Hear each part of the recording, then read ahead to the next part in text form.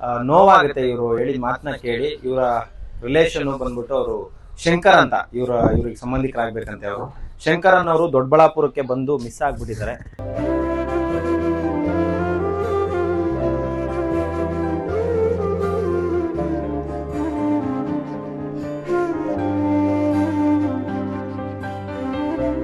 ಪಾಪ 4 ತಿಂಗಳಾಗಿದೆ ಹುಡುಕಾಟ ನಡೆಸಿ ಅವ್ರಿಗೂ ಸುಸ್ತಾಗಿದೆ.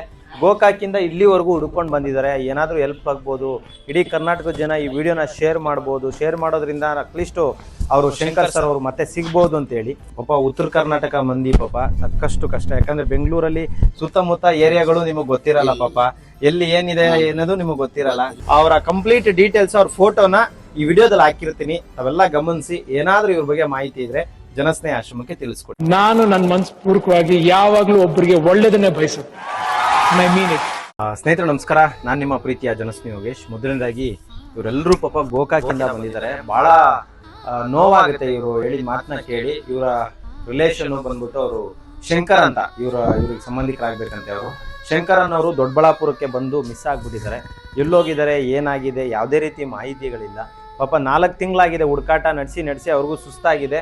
ಗೋಕಾಕಿಂದ ಇಲ್ಲಿವರೆಗೂ ಹುಡ್ಕೊಂಡು ಬಂದಿದ್ದಾರೆ. ಏನಾದರೂ ಹೆಲ್ಪ್ ಆಗ್ಬೋದು, ಇಡೀ ಕರ್ನಾಟಕದ ಜನ ಈ ವಿಡಿಯೋನ ಶೇರ್ ಮಾಡ್ಬೋದು. ಶೇರ್ ಮಾಡೋದ್ರಿಂದ ಅಟ್ಲೀಸ್ಟು ಅವರು ಶಂಕರ್ ಸರ್ ಅವರು ಮತ್ತೆ ಸಿಗ್ಬೋದು ಅಂತೇಳಿ.